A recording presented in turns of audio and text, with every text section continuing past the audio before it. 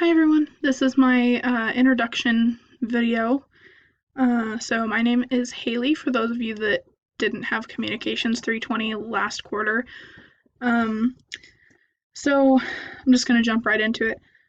So we've been asked to define communication and give examples. So to me, communication is both verbal and nonverbal interactions with other people. So I also believe that we are constantly communicating.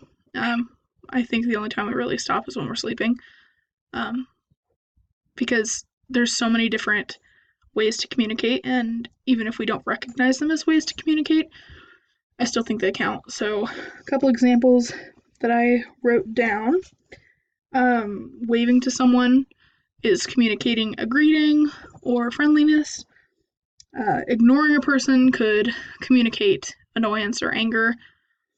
And even choosing to text somebody instead of call them can be a expression of anxiety of face-to-face conversations. I know that I tend to do that because I don't prefer face-to-face conversation. I'm getting more used to that after taking communications classes, but usually I prefer to text, and most of my friends understand that now, but when I first meet people, it takes them a bit to remember that I don't really like to talk on the phone. Anyway, so as I said before, I was in Communications 320 last quarter. So when thinking about the definition of organizational communication, I think that it's mostly, and I could be entirely wrong on this, but I think it's about how an organization communicates within itself and with the people, like customers and other people that they interact with. And I think it's pretty similar to professional communication, but I feel that professional communication is less specific because, yes, you use professional communication in an organizational setting, but you may not necessarily use organizational communication in a professional setting, or always in a professional setting.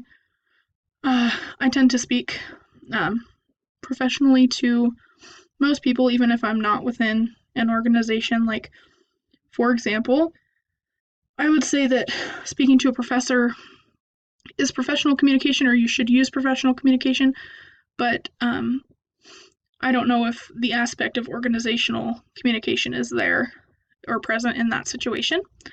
I think it's similar in the fact that both, yes, like I said before, are professional.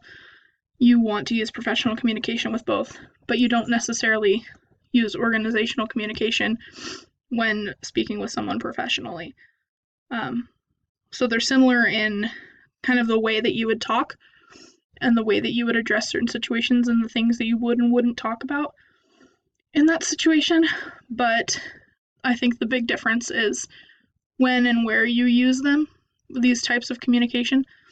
Professional communication can be used anywhere, anywhere where it's not appropriate to speak like you're talking to a friend or family member. You want to use professional communication in certain settings. But organizational communication, I think, is reserved for speaking within like the organization that you work for or are an organization that you are a part of.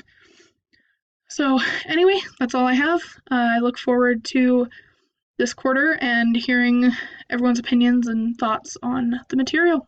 Thanks for listening.